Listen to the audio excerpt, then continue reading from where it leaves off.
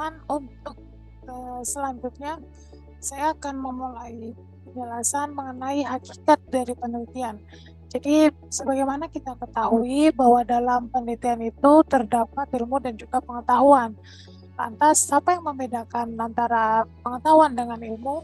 Bahwa pengetahuan ini diperoleh dari pengalaman, coba-coba, intuisi, akal sehat, dan sebagainya. Jadi pengetahuan ini tidak diperoleh dari suatu penalaran, dari suatu pikiran logis, dan bukan dari pengujian dengan data empiris. Bisa dikatakan bahwa dalam pengetahuan ini tidak terdapat metode ilmiah. Lantas, apa yang membedakan pengetahuan dengan ilmu? Bahwa ilmu di sini diperoleh dengan penalaran, pikiran logis, pengujian, dan juga dengan data empiris. Di dalam suatu ilmu ini terdapat suatu proses metode ilmiah, di mana langkah-langkah secara sistematis dan juga secara logis dan teruji dilakukan untuk mengubah pengetahuan menjadi suatu ilmu.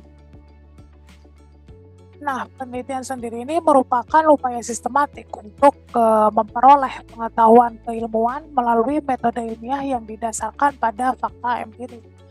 Berdasarkan metode yang didasarkan pada tujuan dan objeknya, penelitian ini dibedakan dalam bentuk penelitian kasus, penelitian deskriptif, penelitian korelasional, penelitian kausalitas, penelitian tindakan, dan juga penelitian terapan. Secara umum, penelitian kausalitas ini termasuk dalam penelitian analitis kuantitatif dan statistik, di mana kecenderungannya ini menggunakan metode kuantitatif dalam proses analisisnya. Apa sih yang membedakan penelitian kausal dengan korelasi? Bahwa kausalitas ini untuk menggambarkan hubungan kausal dari suatu sistem, di mana sebuah variabel X ini dapat dikatakan menyebabkan variabel lain Y jika intervensi pada X ini menghasilkan perubahan pada Y. Tetapi intervensi pada Y ini belum tentu menghasilkan perubahan pada X. Nah, penelitian kausal ini bertujuan untuk mengidentifikasi kausalitas antar variabel. Misalnya ada seorang peneliti yang mempelajari mengapa partisipasi perempuan dalam politik itu kurang. Maka peneliti ini berusaha untuk menemukan variabel-variabel penyebab yang menyebabkan mengapa partisipasi perempuan dalam politik itu kurang. Dan penelitian korelasional sendiri mencoba untuk mengidentifikasi asosiasi antar variabel.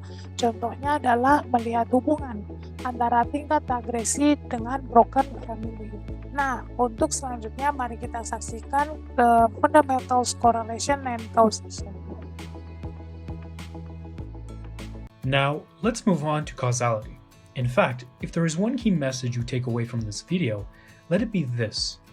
Correlation and causality, though sometimes used incorrectly as interchangeable concepts, are anything but. So far, we've learned that the correlation coefficient tells us how strongly a pair of variables are linearly related and change together. However, it does not tell us the reason why or how. Causality does. Causality is when there is a real-world explanation for why this is logically happening. You may have also heard this referred to as cause and effect.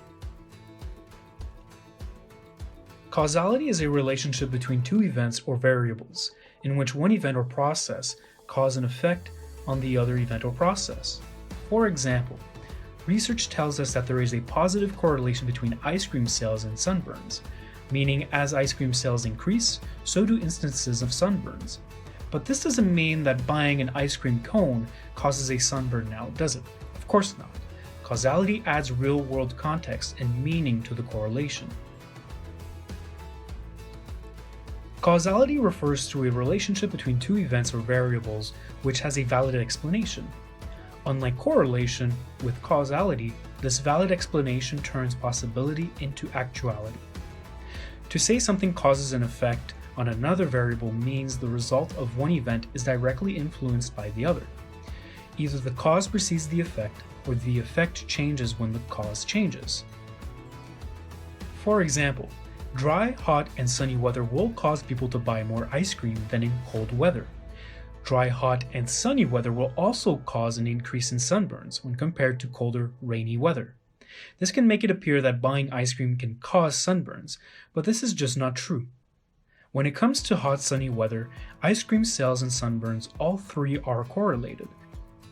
But the only causal relationship in the scenario are between the weather and ice cream sales and the weather and sunburned people.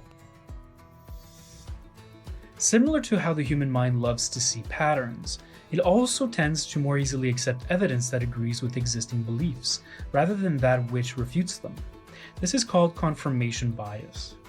So, when analyzing your data, it is very important to scrutinize conclusions you like just as rigorously as ones you don't, in order to avoid claiming a causal relationship exists between two things, when in fact it does not. There isn't an easy statistical test to test for a causal relationship. Statistical confirmation of causality typically requires advanced modeling techniques. However, when trying to establish whether causality is present, typically, if the following four criteria are met, the greater the chance of causality between your two variables. First, just as with correlation, the two variables must vary together, meaning a positive or negative correlation coefficient has been shown to exist. Next, that relationship must be plausible, and really, what this is saying is that the relationship needs to make sense.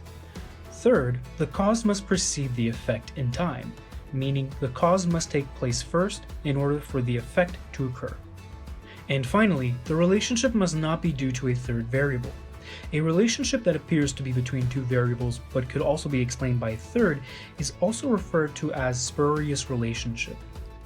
We previously saw this in our example referring to increased ice cream sales being correlated with increased instances of sunburns, but really both increases were the effect of a third variable, the sun. Now let's take a look at the scatter plot and try to determine whether or not there is a causal relationship between the amount of cake a person eats and how full they feel, which we measure by the amount of time that passes before the person eats again. In this example, we will assume that all respondents are similar, except for the amount of cake they have consumed. Think about the four criteria we just went through. Do the two variables vary together? Is the relationship plausible? Does the cause precede the effect in time? And is the relationship due to a third variable? After addressing the four criteria we established to help determine whether the relationship is causal, we have determined that first, the variables do indeed vary together. Yes, there is a plausible relationship.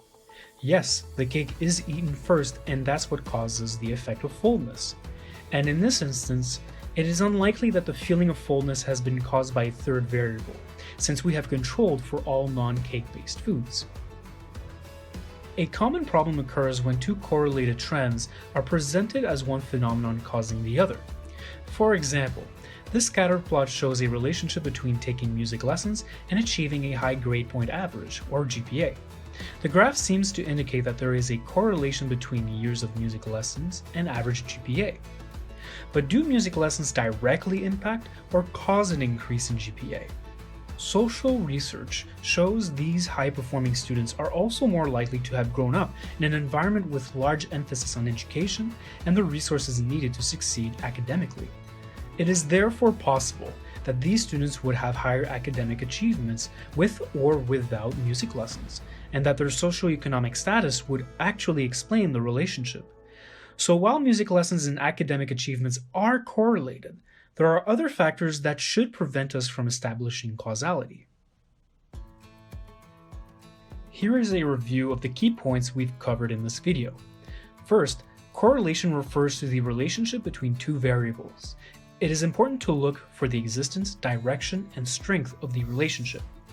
Then, we learned how to assess the strength and direction of a correlation by calculating the correlation coefficient, R.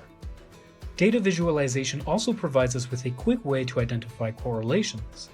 Next, we explained how causality refers to a relationship between two events or variables which has a valid explanation.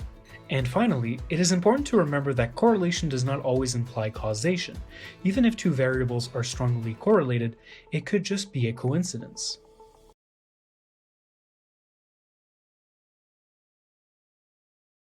There are two conditions for causality. First, there is a significant relationship, that is, a significant correlation. This precondition is of course quite easy to test. We simply take the correlation coefficient and check if it is significantly different from 0. The second condition can be satisfied in two ways. First, it is satisfied if there is a temporal ordering of the variables. So variable A was collected temporally before variable B. Furthermore, the second condition can be fulfilled if there is a theoretically founded and plausible theory in which direction the causal relationship goes. If neither of the two is true, which means that there is neither a temporal order nor can the causality be justified by a well-founded theory, then we can only speak of a relationship, but never of causality. Thus, it cannot be stated that variable A influences variable B or vice versa. Let's take a look at our examples again. In the first example, where the question is whether the age at which a child speaks the first sentences influences later school success, there is clearly a temporal component. The measurement of when the first sentences were spoken is clearly before the measurement of later school success. The relationship cannot be the other way around. If one has a great school success by a lot of studying and support, this has of course no influence on when the first sentences were spoken. On the other hand, if we measure intelligence and the high school grades at the same time, we do not have this temporal component. In order to be able to make a statement here, we have to look for a well-founded theory of which variable influences which one. If no such theory exists, no statement about causality can be made. There is certainly a high correlation between intelligence and high school grade, but it could also be that people who study a lot, have good grades, and have acquired their knowledge to do well in an intelligence test. So in this case, the intelligence and the grades were determined at the same time. Of course, you can avoid this by taking the intelligence test before school starts. Then you can be sure that the school had no influence on the intelligence test. For sure, this requires a lot of time and effort because you get the results many years later and the same people have to be interviewed at 2 different times. Now you have a good overview of what causality means. Setelah melihat paparan sebelumnya, mari kita lanjutkan dengan membahas tentang desain, metode, dan contoh penelitian kausalitas. Desain penelitian kausalitas pada hakikatnya memiliki langkah-langkah yang tidak berbeda dengan penelitian lainnya. Dimulai dengan menentukan masalah penelitian, merumuskan tujuan, mengkaji teori, merumuskan hipotesis, menentukan ukuran sampel, menyusun instrumen, menentukan metode pengumpulan data, melakukan uji hipotesis, dan diakhiri dengan penarikan kesimpulan. Untuk selanjutnya, pembahasan kita akan fokus pada instrumen dan metode penelitian kausalitas.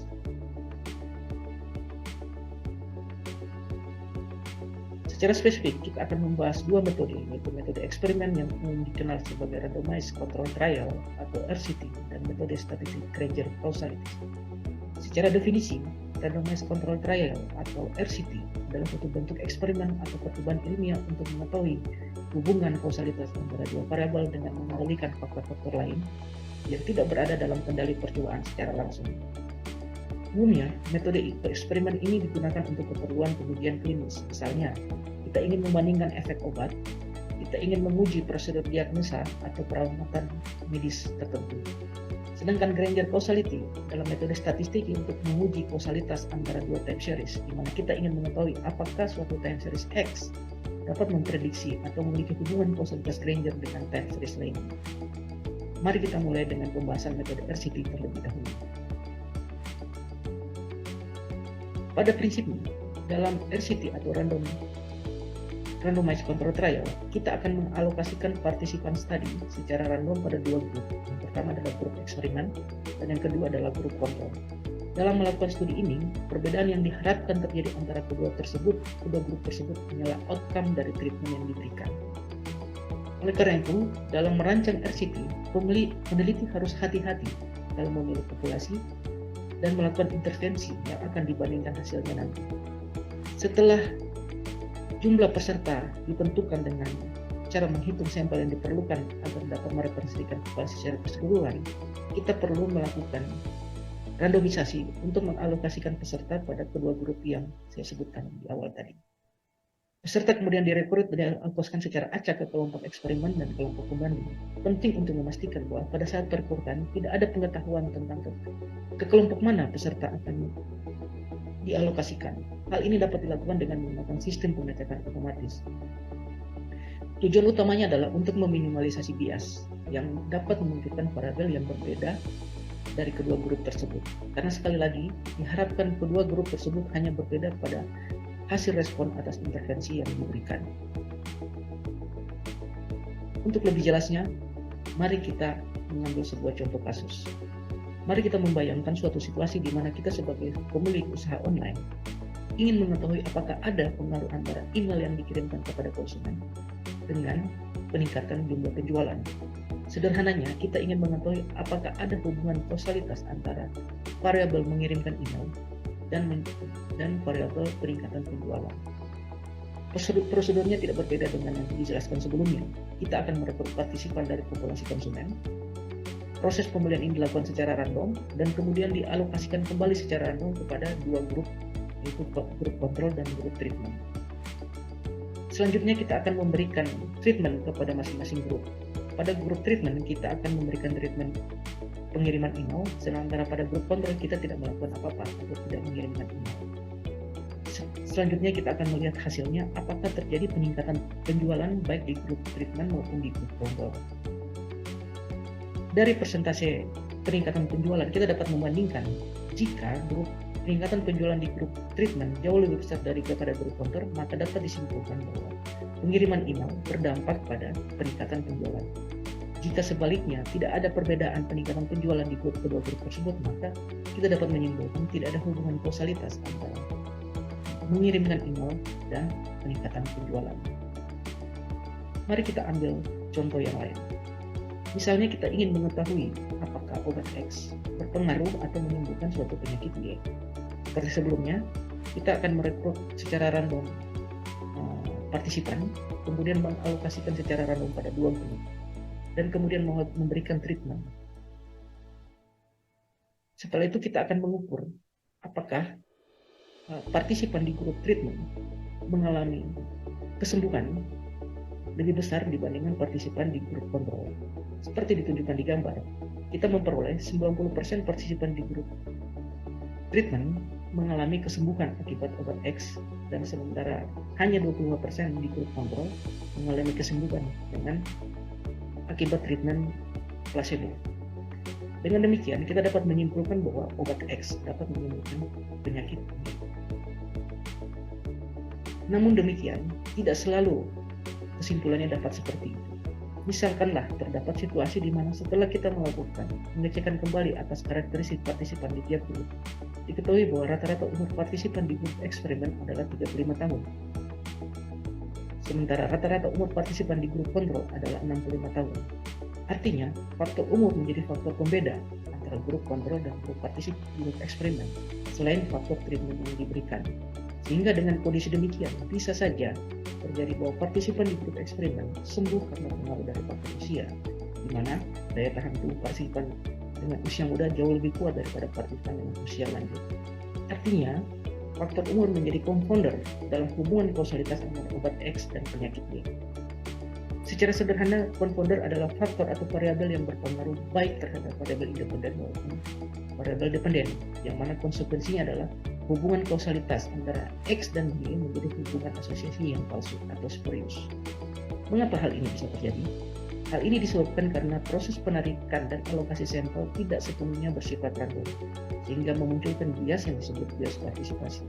Maka sekali lagi, dalam desain RCT, langkah randomisasi adalah hal yang sangat penting dilakukan untuk mengeliminasi munculnya faktor-faktor confounder tadi. Namun demikian, randomisasi dalam RCT tidak selamanya bisa dilakukan. Ia bisa terkendala karena persoalan etis, tidak visible untuk dilakukan maupun tidak mungkin sama sekali untuk dilakukan. Misalnya, untuk mengetahui hubungan antara rokok dan penyakit kanker, kita perlu melakukan treatment rokok pada partisipan. Tentu saja hal ini tidak etis untuk dilakukan. Kita perlu memilih peserta secara random dan memberikan treatment rokok. Pada kondisi lain, misalnya kita ingin mengetahui apakah ada hubungan antara sistem ekonomi dan GDP. Untuk dapat mengambil kesimpulan kausalitas pada hubungan kedua variabel tersebut, kita perlu melakukan treatment dengan mengubah atau memberikan treatment kepada negara dengan mengubah sistemnya. Misalnya sebuah negara dikasih treatment sebagai sistem komunis, sementara negara lain tidak diberikan treatment apa-apa.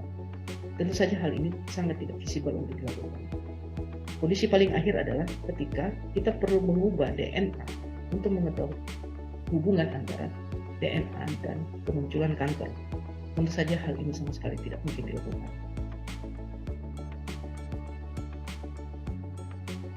Mari kita bergerak kepada pembahasan selanjutnya, yaitu tentang Granger causality. Metode ini ditemukan oleh Cliff Granger pada sekitar tahun 1960 untuk mengukur apakah suatu time series X dapat memprediksi nilai dari time series Y. Atas kontribusinya, Granger dianugerahi Nobel pada tahun 2003. Hal ini karena secara fundamental ia berhasil mengubah bagaimana ekonom menganalisis data-data keuangan dan makroekonomi. Secara sederhana, Granger causality adalah metode uji hipotesis untuk menentukan apakah time series X memiliki hubungan kausalitas Granger terhadap time series Y. Hubungan ini tidak semata-mata korelasi, tapi dapat dipandang sebagai hubungan kausalitas temporal atau juga hubungan kausalitas prediktif. Simpelnya seperti ini. Jika terdapat dua time series X dan Y, X pada waktu T menyebabkan atau Granger cause Y pada waktu T plus 1 jika X pada waktu T terjadi sebelum Y pada waktu T1. Dan X pada waktu T bisa memprediksi nilai dari Y pada waktu T plus 1 lebih baik daripada time series lain atau time series Y sendiri. Nilai hubungan ini dapat ditentukan menggunakan uji T maupun uji R. Seperti terlihat di gambar, dua time series tersebut memiliki dinamika yang mirip untuk lag tertentu. Dengan demikian, penentuan lag menjadi penting untuk dilakukan. Agar dapat diketahui pada lag optimum berapa kausalitas Granger dapat diukur terkait hubungan kausalitas dua variabel. Untuk lebih detailnya, mari kita lihat penelitian yang membahas tentang aplikasi Granger kausalitas.